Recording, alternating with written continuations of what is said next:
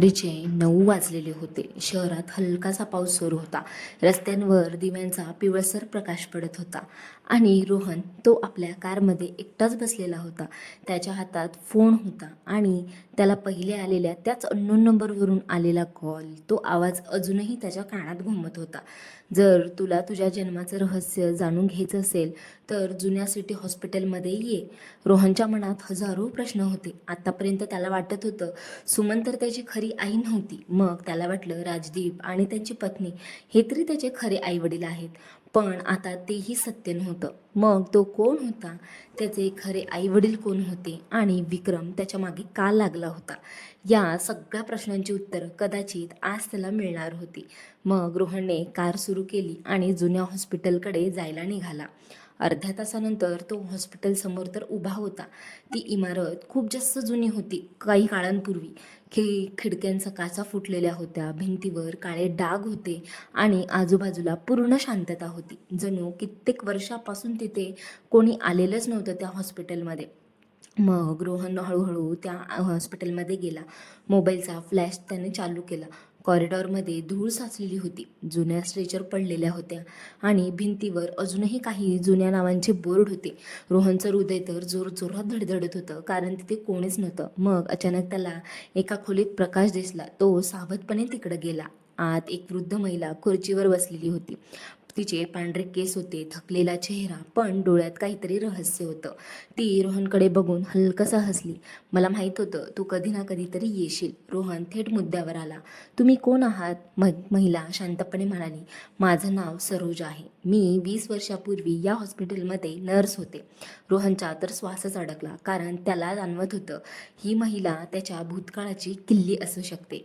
सरोजबाईंनी एक जुनी फाईल टेबलवर ठेवली. ही फाईल मी 20 वर्ष जपून ठेवले बरं का रोहन. रोहनने ती उघडली आणि त्याच्या डोळ्यात धक्का दिसला. पहिल्याच पानावर त्याच्या लहानपणीचा फोटो होता. रोहनचे हात थरथरायला लागले. हा फोटो? सरोजबाई म्हणाला, तू या हॉस्पिटलमध्ये जन्मला होतास.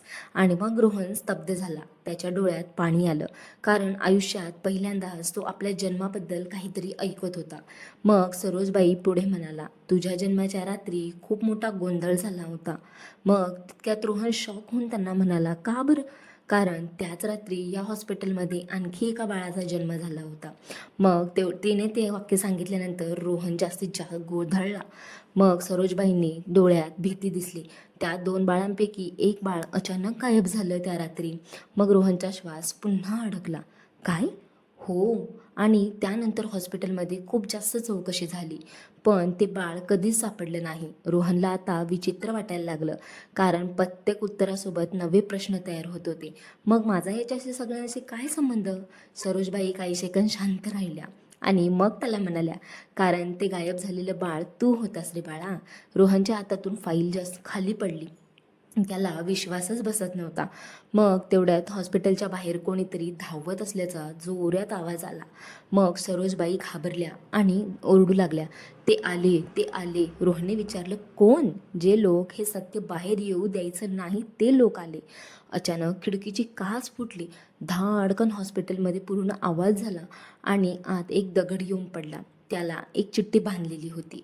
रोहनने ती उघडली आणि त्या चिठ्ठीमध्ये लिहिलं होतं, शोध थांबव, नाहीतर पुढचा नंबर तुझा आहे बघ. रोहनच्या अंगावर काटा आला. सरोजबाई थरथरत म्हणाल्या, माझ्याकडे अजून एक पुरावा आहे रोहन. त्या कपाटाजवळ गेल्या आणि एक जुनी डायरी बाहेर काढली. या डायरीत त्या रात्रीचं सगळं लिहिलेलं आहे. रोहन डायरी उघडतो. पहिल्याच पानावर लिहिलेलं असतं, इनामदार कुटुंब, विक्रम आणि हॉस्पिटलमधलं बाळ. रोहनच्या डोळ्यात धक्का दिसतो, कारण इनामदार कुटुंबाचा या सगळ्याशी संबंध होता. रोहन डायरी वाचायला सुरुवात करतो आणि प्रत्येक पानासोबत एक भयंकर सत्य समोर यायला लागतं. पण त्याचवेळी हॉस्पिटलच्या बाहेर काही मग गाड्या येऊन थांबतात. काही लोक खाली उतरतात आणि थेट हॉस्पिटलकडे चालू लागतात. मग तितक्यात त्यांच्या हातात शस्त्र असतात. सरोजबाई घाबरून म्हणतात, रोहन पळ, त्यांना ही डायरी हवी आहे, कारण यात सगळं सत्य आहे. मग रोहन डायरी हातात घेतो, पण त्याला अजून माहीत नसतं की त्या डायरीच्या शेवटच्या पानावर त्याच्या खऱ्या आईचं नाव लिहिलेलं असतं आणि ते नाव वाचल्यानंतर त्याचं पूर्ण आयुष्य पुन्हा एकदा बदलणार होतं. मग रोहनच्या जन्माचं रहस्य काय आहे, त्या डायरीत नेमकं काय लिहिलं आहे किंवा रोहनची खरी आई कोण आहे, हे सगळं मी तुम्हाला पुढच्या भागात सांगते.